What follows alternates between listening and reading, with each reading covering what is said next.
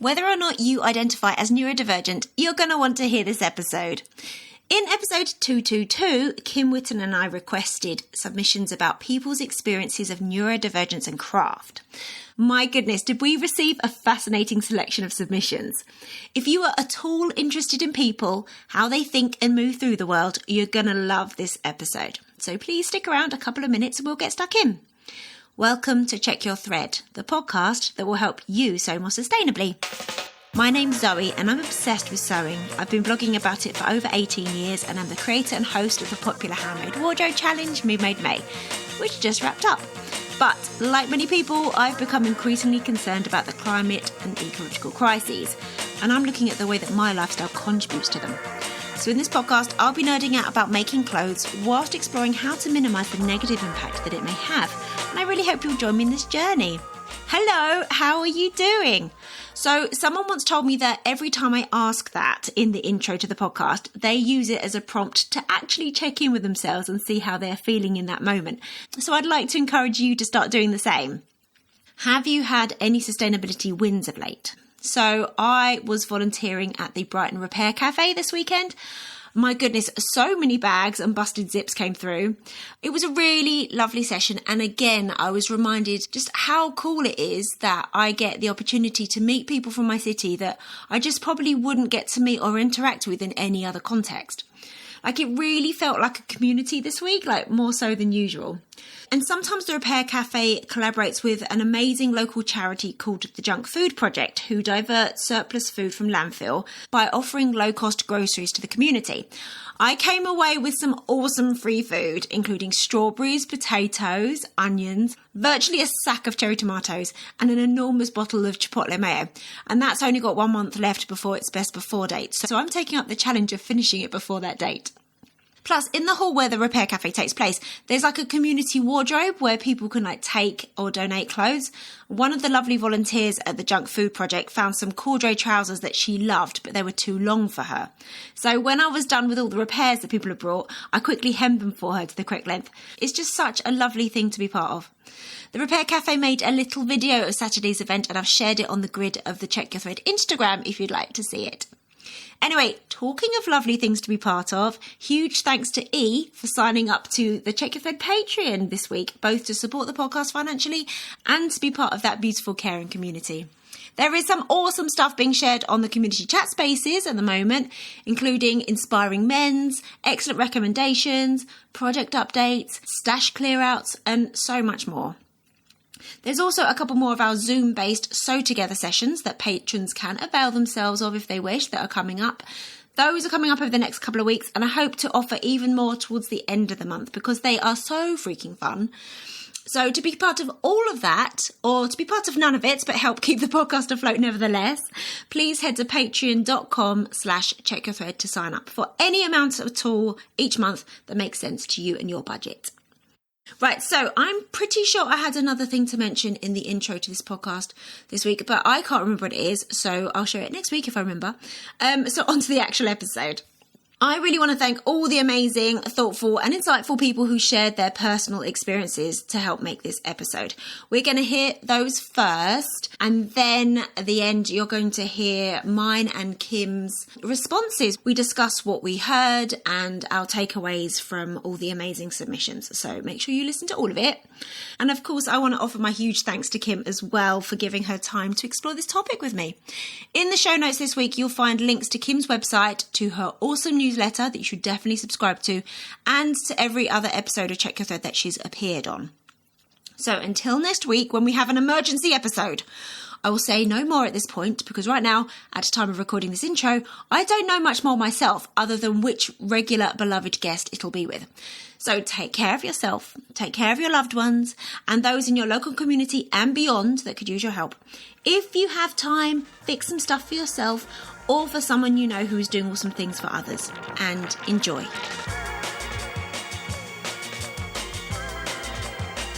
Hi, I'm Annie, and I live in Northeast Ohio in the U.S. I'm 47, and I've known for a number of years that I'm highly sensitive. But over the past year, it felt like I hit a wall in a way that I never have, like just totally exhausted and just couldn't keep pushing through the way I always have, let alone bounce back. So trying to figure out what's been going on, I happened to learn about autistic burnout, and it felt like everything just made sense in terms of the burnout, but also just for myself, like understanding myself as being autistic has been like really eye-opening and so new and very helpful as I'm learning about all this. And so you had asked about the therapeutic aspect of craft and neurodiversity, and that's something I've been thinking a lot about, because during this burnout, if I have a day where like I'm just particularly overstimulated or particularly drained, I have noticed myself turning back to hand stitching and knitting as being really soothing and calming for myself. And I had somewhere I read about the idea of active rest, where like if your nervous system is all keyed up and, you know, especially chronically, that it can actually feel sort of threatening to your nervous system to just stop and fully rest. But if you do something that's sort of gently active or soothing, that can actually help restore and regulate your nervous system better. So that for me, that is handwork. And like I notice the rhythm of it is very soothing, and it gives my hands something to do that's pretty low stakes, depending on what I pick, I guess, that I can be doing something but letting my brain kind of unwind. And also like the feeling of the fiber or the materials on my hand, like that helps me feel somehow more grounded or steady. And the sound of it is also soothing, like the thread pulling through the fabric or the knitting needles. It also is like an infinitely adaptable activity, right? Like I can, if I need I need quiet, I can find a little quiet corner and I can, you know, just do my stitching and sort of detox from all of the stimulation. If my mind is not ready for that, I can, you know, find a middle ground and listen to a podcast or some music or something to help my mind unwind a little bit. It's also like I can pick it up and put it down depending on how much time I have or how much energy I have. And, you know, same thing, there's all kinds of different projects I could do. Like I could just I could knit a dishcloth, which, you know, just knit back and forth and I don't have to think about it at all. Or if I have a bit more mental energy and, you know, need to distract myself from something, I can do a project that takes a little bit more thinking, you know, maybe a simple knitting pattern or something, or some sashiko stitching or something like that. Yeah. So that I feel like it's so beneficial, and like I can take it outside and do some stitching out in nature as well, which is extra good. So as for what I find challenging or hindering, this may be that, you know, autism or sensitivity is definitely decision making, and just the overwhelming possibilities are probably the biggest. Once I know what I'm doing or I have good instructions, I'm okay. But like deciding what project to do and picking the right pattern or the right fabrics, especially at this point in burnout, like all those details and options and decisions, they make my brain feel like gears are just grinding to a halt. And it can be pretty stressful. When I'm doing better, it can be really like good problem solving, and like I have more ability to engage in that kind of creativity. But right now, my experience, like it's just too much, too many decisions. And then the other challenge is the social aspect of crafting. That's really hard for me. It's to get out and meet new people. And like, I don't have a lot of people in my life who do crafting. And I tend to not feel like I belong in a lot of groups. And so like, it's hard given that the traditional way of connecting over sewing and knitting is kind of getting together in groups and doing a lot of talking while you're stitching.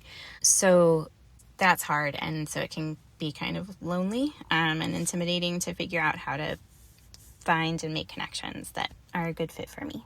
So sorry that was really long. I hope that helps, and thanks a lot for talking about this topic, and I'm really excited to hear what others have to say about their own experiences. Here's an anonymous submission. Hi Zoe, love your podcast. I'm writing in response to episode 222 with Kim Witten. When I retired 3 years ago, I had a long list of things I wanted to do and accomplish. Nowhere on that list was sewing. But as it turned out, that's all I wanted to do. Well, in a vicious cycle kind of way. Here's how the cycle goes. I love spending time planning a wardrobe. I love picking out patterns that go with my plan. I get excited about fabric shopping. I go shopping, or used to before all the fabric stores closed, and get overwhelmed. It usually took 2 or 3 trips to the store before I could pick a fabric. I love printing and taping the PDF patterns together. I love figuring out what adjustments I need and marking them on the patterns.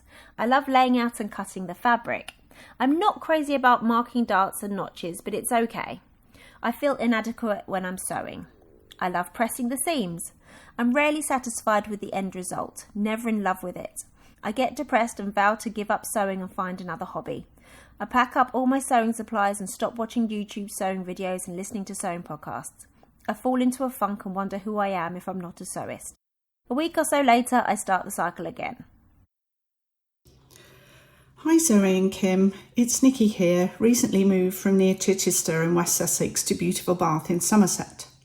I'm 60, and while I've never had a formal ADHD diagnosis, it was actually thanks to Kim that I gradually began to recognise some ADHD traits in myself and one of my sons via a link in one of her Hold That Thought weekly newsletters. It certainly made sense of me being labelled Dolly Daydream by one of my teachers. Well, it was the 1970s, of course.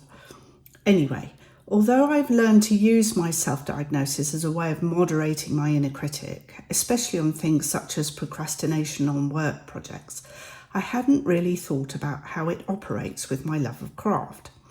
Having mulled it over for a while, I'd like to share 2 particular aspects of how I think my potential neurodiversity influences my crafting. One I consider a hindrance and the other a help.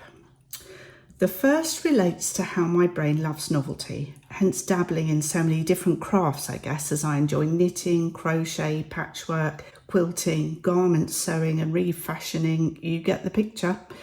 So with garment sewing in particular, I know that successful fitting involves taking the time to make a toile, get the fit right, transfer the adjustments to the pattern. But by the time I've done all that, I've lost interest in using the good fabric to make the actual thing and feel like I've wasted my time. But if I don't make a toile and just cut straight into the good fabric and it all goes horribly wrong, which has definitely happened, I've wasted both my time and the fabric, which puts me off even starting the project in the first place. And that's probably why the new linen I bought to make my first pair of trousers is still sitting in a box in the cupboard, alongside the charity shop linen curtain fabric that would be perfect for a toile. And that's even before I decided on a pattern, which brings me to my second ADHD trait, which is decision paralysis. This one I think of as helpful because it can actually save me money. I'm not generally tempted to browse fabric shops or shows and collect fabric, however lovely, because I find a huge choice of anything overwhelming and end up buying nothing. Similarly, if I start looking for patterns online, there are too many apparently similar patterns and I can't make a decision. But I love hunting down fabric and patterns in charity shops where there's a much more restricted choice. I don't get time to sew that often, so when I do, I'm also more likely to select a new project from my small stash. My inner novelty seeker enjoys hacking an old favourite pattern into whatever idea has taken root in my brain, and I get real satisfaction from using pre-loved fabric to do that. For example, today I'm hacking the Sew House 7 Remy Raglan top, which I've made successfully a couple of times, into a simple linen jacket using the aforementioned charity shop linen curtain fabric, and I'm enjoying working out how to achieve that. So when I initially picked these 2 traits to tell you about, I was thinking of the novelty craving as a hindrance and decision paralysis as a help. But actually it's more complex than that, I've realised, as both have aspects that both hinder and help. I think what that tells me is that looking at things from a different viewpoint can alter the way you feel about it. Giving this so much thought has actually highlighted to me that I should lean into the aspects that fire my passion for craft and not be too hard on myself if things go wrong, in inverted commas. Thanks so much to both of you for all the hard work you put into the podcast and the sewing community. Bye. This is from Catherine in the UK. I'm autistic and like sewing. I enjoy the precision and the rules and things like symmetry, for example, stripe matching or pocket placement. I like the quiet and the solitary time you can get when you sew, and the tactile aspects like satin fabrics or nap on corduroy or velvet. I like routine and order, so things like tidying my patterns or fabrics are relaxing, and also doing the same things I've done before, making pants. On the flip side, badly written instructions or errors like notches not matching up or steps being omitted drive me nuts. I usually try and contact the pattern designer if I find a problem. I like turning a chaotic and messy bag of scraps into something ordered and useful like a quilt. And I like the repetitive rhythm of hand stitching. Maybe it's some sort of stimming even. I like keeping records, that's why I joined Instagram, to have a catalogue of what I made and to gather knowledge about other people's sewing. And I've got a little book that I write the date of each project and any reminders for the next time I make it. I find it interesting thinking about sewing as communication. I never set out to say something when I make a quilt, but when I see them finished, I can understand exactly what I was feeling and thinking about, and I wonder if other people can see the same things. The fabric people choose and the styles of garments tells you something about them that doesn't happen with clothes from a shop. Hey there, Zoe. This is Sarah from New York in the United States. I go by the name Summer Seamstress on social media. I wanted to thank you so much for your episode on sewing and neurodiversity. And I'm thanking you on behalf of both myself and my mother, who is no longer alive. But when I listened to this episode, I resonated with so much of what I heard, both for struggles that I have faced my whole life and that I watched my mom go through. For myself, I always blamed anxiety and depression as a source of what was wrong with me and that I was kind of broken. And I really appreciated thinking about this kind of in a different mindset of neurospicy. I love that. And it gave me a much more empowering way to view myself. And on behalf of my mother, she really went through a lot of struggles and she was such a master sewist.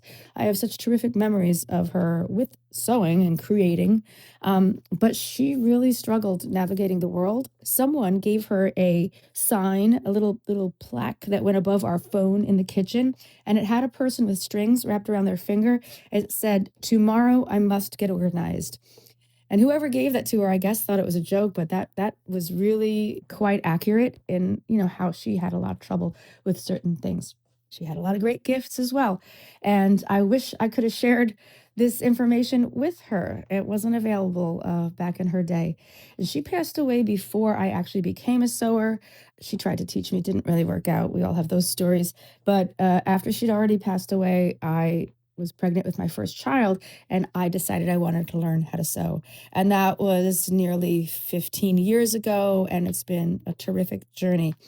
So thank you again for the podcast, and thank you for this specific episode. Please keep up the great work. I hope to have another episode like this sometime in the future. Thanks. Take care.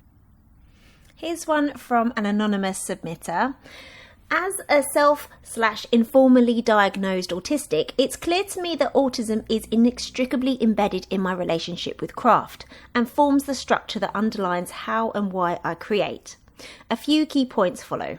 Sewing is clearly a passion, special interest/monotropism.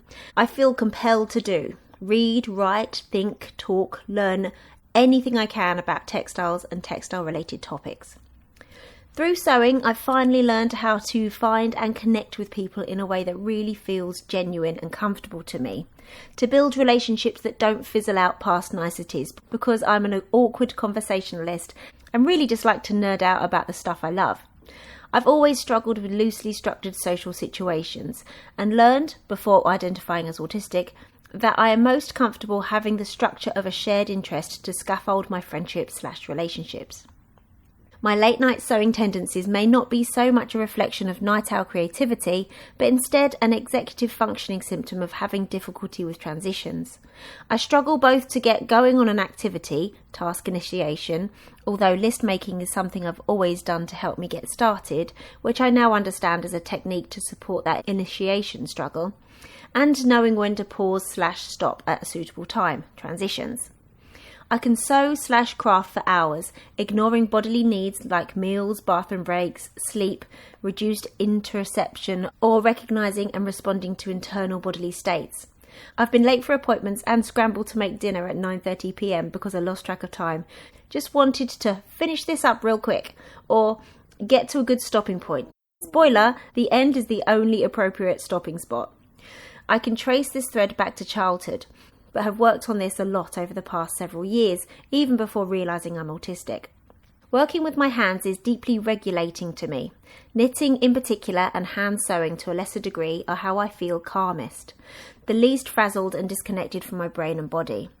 Now I'm learning more about how scientists think nervous systems are regulated through sensory feedback loops via the vagus nerve, which feels like a piece of information I've been missing from my professional training about sensory regulation, and was a big revelation to my understanding of both why and how these manual tasks help me and many others achieve and maintain a regulated state. I've used craft and creative tasks as a framework to gently work towards reducing the anxiety, perfectionism, and completionist tendencies that have always been part of my life, and I now recognise as being rooted in my autistic neurology. Some strategies that I find helpful are the practice of taking structured breaks, thank you Pomodoro method, task analysis, discreetly identifying the individual steps in a larger task, and chunking, breaking bigger tasks into smaller steps, to address some of the struggles with all or nothing creative activities. I've also worked really hard to address perfectionism through a framework of questions I ask myself when taking on any new sewing/craft task to expand the binary of perfect versus don't even bother into a spectrum of doneness that is task specific. This is Laura from Denmark. I found out that I had ADHD at age 33, and after being medicated for a while, I thought that with the medication, maybe I'd be able to start sewing. I'd always wanted to sew, but I couldn't handle my emotions when it came to the frustrations of doing something wrong or something not fitting. But after medication, I realised that a lot of my emotional regulation was hampered by my ADHD. My ADHD definitely makes me spend more on fabrics because I can't handle having a bunch of scraps, so I'll not be keeping stuff once I've made a project with it. It also makes me impulsively buy things even though I haven't really thought through whether or not it's right for me. I would prefer to use my scraps, but I get overwhelmed by them, and therefore at some point I just end up throwing a bunch of things out that another person could probably use, but for me it's just disturbing and makes me not want to create at all. At least my city has textile waste management. I have also continuously spent on my sewing space because I keep trying to find the better way to set it up. So I do think I've found it now, but I thought that the last time too. So I've definitely spent too much money on both machines and tables and storage and fabrics and notions and everything. Other than singing, which I've done since a child, sewing has been my longest lasting hobby because sewing has so many different things you can learn. There is always something new, whether that is a skill or a new tool.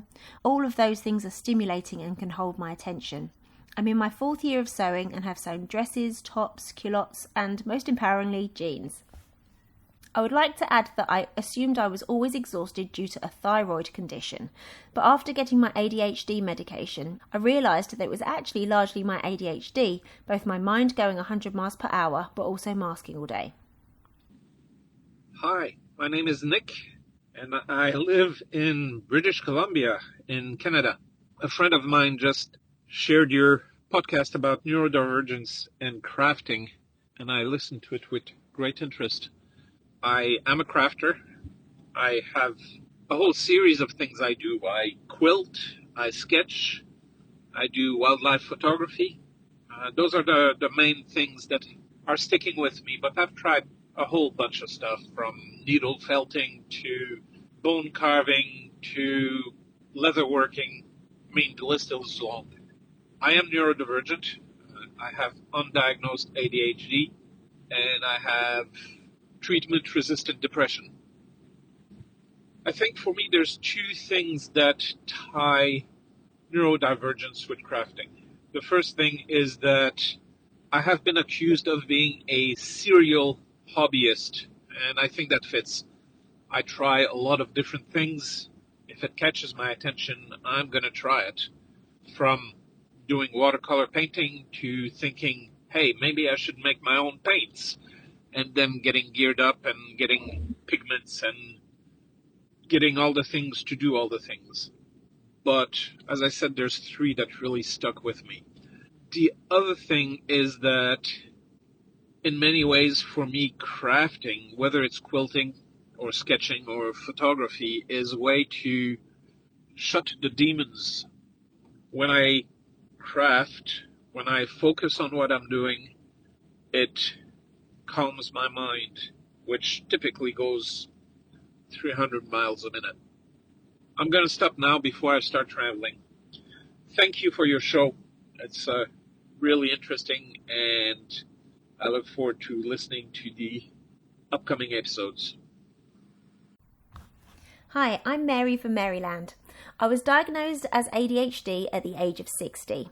I used to beat myself up about being a serial crafter, flitting from one hobby to another. I'd get obsessed with a craft and then one day, that's it, I'm done. I joke that my house is a museum to my past hobbies. One thing I've started to do is take a minute to make a short list of 3 or 4 things to accomplish.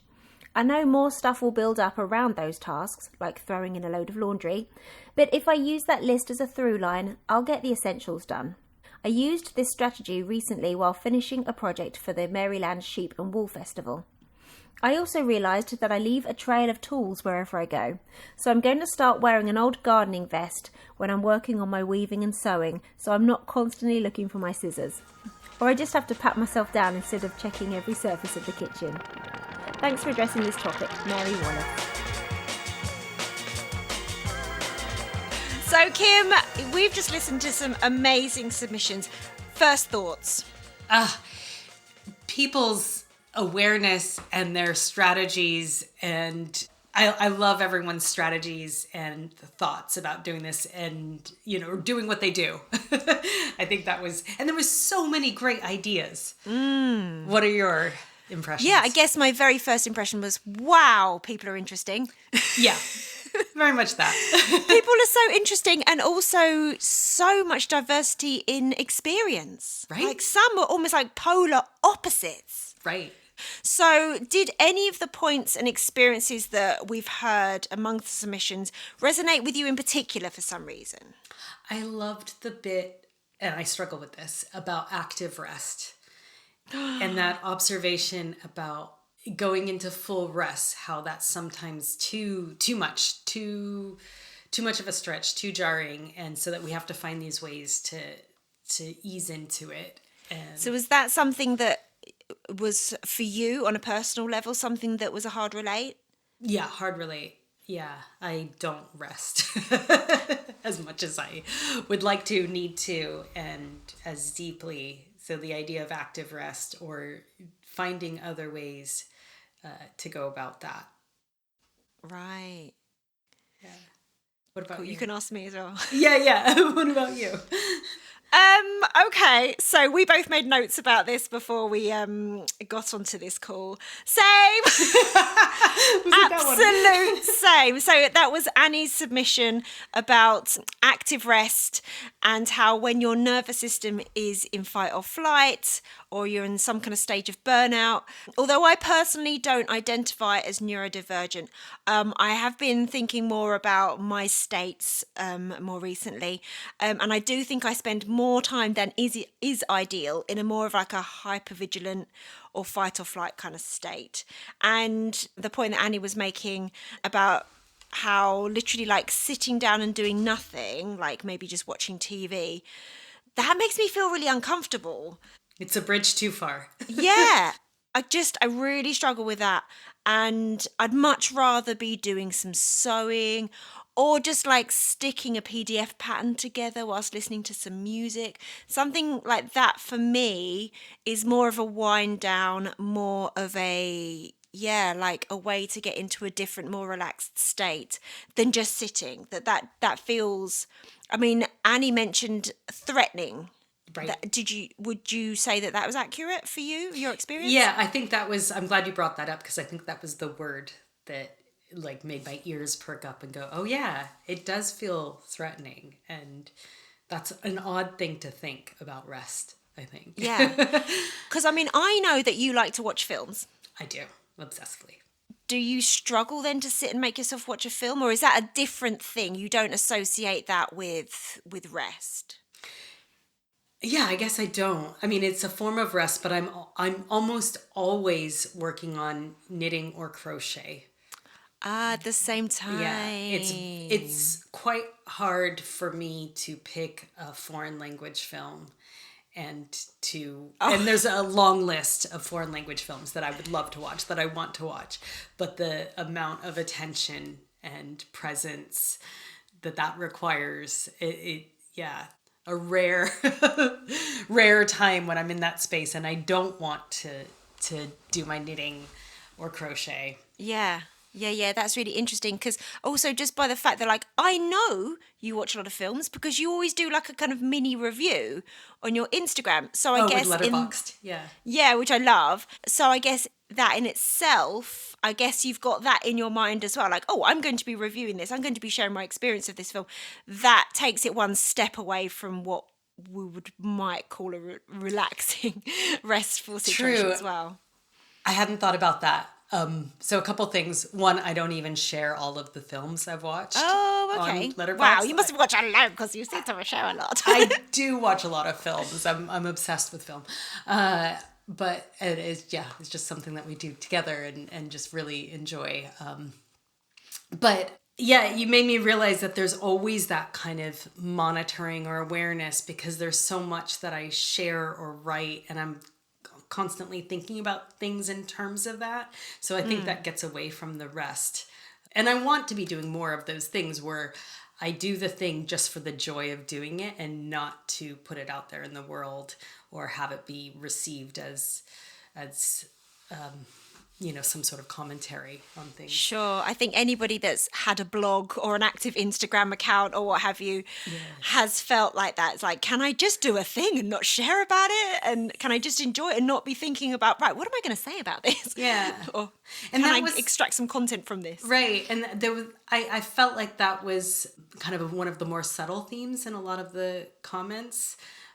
The audio and stories that people shared was the regulating aspect of just doing things for the sake of how it makes you feel and being more embodied. And I loved when that kept coming up in various people's. I was like, oh yeah, that's a really helpful mindset. That's a helpful awareness. There was so much awareness in the things that people said. That was Absolutely. The thing, even where there was struggles of I hate it when it's like this, or whatever, that was awareness of what bothers them or what blocks them or what the pattern is, what the cycle is. All of that was so fascinating, and I was just complete. And especially for people who are late diagnosed, it's like maybe they did things before and didn't have this quite perspective on it, and now they do, and they're reanalyzing and going back through and going, yeah, this is what this means for me now. For me, the most potent example of what you're just mentioning there was the anonymous submission, where they literally, I think it was one of the ones I read out, where it was literally bullet points of their kind of sewing cycle of the process of going through making something, and the feelings and the barriers and the enjoyment. That was so insightful. The fact that they knew themselves that well, that they were able to literally list point by point the various aspects, how they make them feel, where there's the blocks, and then to know that that's something that they're going to be going through again and again. I thought that was like, wow, this person really knows themselves. Like, if everyone had that kind of sense of self-knowledge, like, how different would the world be? I was blown away by that one, and I had it in my notes, and I think that's a really useful exercise that I'm going to do, and I would suggest that other people do. Can you imagine if everybody was aware of what they were like in relationships to that degree? Right. Oh my God, that would change society, don't you think? It would move us forward. It would advance things so much. Yeah, I loved that awareness of the cycle and the list of statements. It's like, I love it when, I feel overwhelmed with, I'm disappointed when. That is such a great exercise, is to know all of those things and to be able to maybe organize or cluster them together, because then you have this awareness and you can do something about it. Yeah. And you can go into it with a different expectation of, yeah, I often get disappointed when, and I'm about to do 3 of those things together. Does that make sense? Yeah, totally. And it reminds me actually of one of the many episodes that we've made where you were talking about, like sewing stumbling blocks and stuff like that, and knowing that about yourself. And yeah, this was like a really embodiment of that. Yeah. So were there any points or experiences that really surprised you? Like maybe they were experiences you hadn't come across or you just couldn't have predicted? I really loved the bit where Sarah was talking about the memories and the connection to her mother, and how listening to the previous episode we did reminded her of that. That was really powerful, I felt. Yeah. And her mother, who died before Sarah started sewing. And I think it's a really good reminder of that this awareness helps us make sense of our own lives, but others' lives too, in all sorts of unexpected ways. That it's not just looking back on what you've done before, but it's like who people are and how you're connected to them. That was so powerful. I found that really touching, that submission. Yeah, indeed. Yeah. What about you? Yeah. So Nikki's submission really interested me. Well, they all interested me. That's not what I mean. But in the sense that the way that they described the various aspects of their neurodiversity as both positive and negative. So, for example, like the decision paralysis, that saved them money, but I'm guessing also must be a source of frustration at times as well. But they had that self-awareness to know that it could be both. Yeah, they said hindering and helping. And I tend to think of things in that kind of binary of does this hinder or help. Totally. And I love that they changed it to and. And I also loved what they're talking about in terms of traits. And I think this makes this relatable to everybody, as you were saying earlier, like I don't identify as neurodivergent, but I have these traits. And I think highlighting this helps us all see the way that we have some of these traits. We can relate to all sorts of bits of this. Yeah, and just to have that insight that it doesn't have to be either or. It can be and. Like if this is a trait that I carry, like how does it play out? Yeah. Also in the way that I was super interested in how Nikki was saying that they prefer to shop in a charity shop for crafting supplies because the choice is so much more limited than maybe if you went on a sewing website or something. And it just shows the variety in brains, because like for some people, including myself, that extent of restriction, it might be like a fun challenge for like an afternoon, but if that's how I proceeded with my acquiring all my sewing supplies, I would be really frustrated with that. Right. If I applied it to myself all the time, it just seemed that like Nikki seemed to know themselves really well, and I just thought that was really insightful, as a lot of them were. I think that was a great example of constraints and how creativity needs constraints. There's a new book out. I haven't read it yet, but it's on my list, and it's called Inside the Box by David Epstein, and it's all about the creative power of constraints. And and when Nikki was talking about that, the constraints in that charity shop, I immediately thought of that, and like that is, and you've added this piece to it that doesn't work in every context. So it's like you like that idea, but maybe not for everything or all the time. So it's like those constraints can help us unless they're too constrained or applied to everything. Sure. I guess like doing last Sarah standing, fun for maximum a year. Terrible to keep going for some, to that be just going forward, but anyway, I also really loved Catherine's whole making order, for example a quilt out of chaos in Catherine's example, like a bag of scraps. That just gave me this really amazing visual, of this bag of scraps into a beautiful quilt. Like Catherine makes amazing like scrap quilts, really stunning. I thought that was just like, that was really powerful. And then how interesting it was that we had almost the opposite experience in Laura, where Laura was saying that they can't stand scraps. I can't remember the exact Overwhelmed phrasing. by scraps. Overwhelmed. Whereas, Catherine's like, right, this is like the deliciousness of this, and I'm going to turn it into this. Whereas for Laura, it was just like overwhelmed, have to get it out, has to go. And it just makes me feel like, I wonder if Laura and other people who feel like that, if they could find a match in a quilter, they're puzzle pieces that would fit together so well. Exactly, but they could see those offcuts as treasure, like Catherine does, Yeah. And also another thing that really surprised me, or not necessarily surprised me, but something I didn't predict, the anonymous submitter who always thought of themselves as a night owl, but actually it's just a completist. I thought, whoa, that was like, blew my mind. The end is the only appropriate stopping point. That's what I have in my notes. Loved that. That was amazing. Yeah. I guess I wonder how many people do think of themselves as night owls, or, this is where my creative juices are going. And actually, like, no, you just can't go to bed. Right. Yeah. You don't allow yourself to stop. Well, I hard related to that because I always thought I was a night owl. And it was only a couple years ago that I learned that I'm actually not. Why did you think you were a night owl then? Well, because I always stayed up very, very late.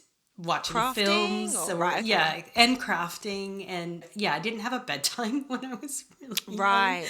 Yeah, and I think through my 20s and everything, I would stay up late and wake up early, and then in recent years, I can't not wake up early, and then I discovered that, actually there was always a point around 9 p.m. that I was tired, but then once I pushed past it, I could stay up till 1 or whatever, but that's not actually ideal. Your body's like, please let me go to bed. It's not ideal for me. And so stop doing that. Yeah, there was other reasons, like getting lost in a craft or a film or something that was just engaging my brain in that interesting way, that was perpetuating a pattern that actually wasn't a great pattern for me. Amazing. So did you find that there was anything in here in these submissions that you'll take away as advice or potential strategies, either for yourself or for anyone else in your life? Yeah, well, I think one that we already covered was the anonymous listener who described their cycle with that list of statements. Such a useful exercise. So you're going to do it yourself and maybe encourage others to do also? Yeah, definitely. Yeah, for sure. I mean, you could even take those prompts the way that they were saying, like, I enjoy X, I struggle with, I am disappointed by, I'm overwhelmed when. I think all of those are great sentence starters. I hate it when, just to get your loves and your hates and then start to make sense of them. I think that's not just for crafting, but probably a useful activity for a lot of things. And then that helps you spot the cycle, the pattern, and then you can do something more with it. So that's so definitely powerful. Yeah. That's self-coaching right there, isn't it? It is. I was just like, go them. That was amazing. I had a coach friend who said to me once about working with people and coaching people, is like, they do all the work and I get to benefit from that. And, he said it jokingly. But, I do get amazing ideas of things from the people I work with. And I felt like this was a really great example of that. I got something from every person who shared their story. Was like, that's relatable, or that's an interesting way of doing that, or that's a good reminder that is embodied, or that does help ground me, or all of those things. Sometimes you can think those things and that they're sensible things to think, but until somebody else does them or says them or puts it in their own words, you go, that's actually really true. Totally. So I guess for me, similarly to the point that you were just making, I guess for me, the biggest takeaway for myself and for giving advice to other people is just to lean into the things that feel good when they feel good, like, for example, like queue up a number of different craft projects for when you're in different brain states, for example. Like, you don't necessarily have to force yourself through finishing a project before starting another. Like, I know everybody has time constraints and maybe space constraints, but for example, like, don't force yourself to make a toile one evening because that's the stage you're at with your current project. If what your brain really needs in that moment is just to do some repetitive stitching, by hand, or knitting a simple scarf or something, don't force yourself into doing something in a certain way just because you think that's what things are meant to be. Yeah, I couldn't agree more. I think my interest cycles don't always line up with the starts and ends of projects or certain types of projects. But I trust myself to either go back to it or to frog it, undo it, which I do a lot and I'm fine with. Sure. Because sometimes I like the rolled up ball of yarn better than I like seeing something through. Interesting. Well, then you've got more potential again, haven't Exactly. you? Like if something wasn't working or wasn't turning out how you know that you were going to enjoy, like, yeah, let's bring it back to its potential. And when you're ready, go back. I can't even tell you how many times I have undone one sock because I won't do the second sock, but I will finish a hat. So Oh, cool. the one sock has sat there for too long. And so I undo the whole sock and then I make a hat instead because you only need one of those. Amazing. Well, you know that about yourself, and that's fine. Yeah, you had the enjoyment, you had the repetitive motion or whatever you needed from that original sock. And then let's go back. Yeah. And I think for myself, just hearing that submission for Annie, speaking to you as well about how much that whole active rest thing resonated with you as well. Like, I'm just not going to fight it. I think that I have kind of thought, I need to rest. I need to relax. Why am I not relaxing? But see, it's like, no, I am relaxing. It's just, it looks different to how somebody else is relaxing. Maybe they would be playing computer games or they'd be reading a book. There's no right or wrong way to relax and to rest. And not to kind of belittle myself or right. And bringing in a bit of that experimental mindset of like everything's an experiment. So I tried resting this way and in this context, it was only sort of good. Or might try that again when I feel like so, or when I'm over there. Yeah. I think all of us are often told there's a right way or wrong way of doing everything, and there isn't, let's be honest. So let's just lean into what feels right. The diversity of experiences here and the kind of what I'm hearing a lot of is like the permission to like, this works for me, might work for you. And it's just permission to do things, in the way that you want to do them. And that might be like holding steadfast to the rules. That might be going completely off script. Yeah. Yeah. So I was about to ask you, like, what do you think is your biggest or most dominant takeaway from making these 2 episodes? But I think we've kind of almost concluded them, no? Yeah. I guess just that reminder of how alike and how different we all are, and that I found comfort in both.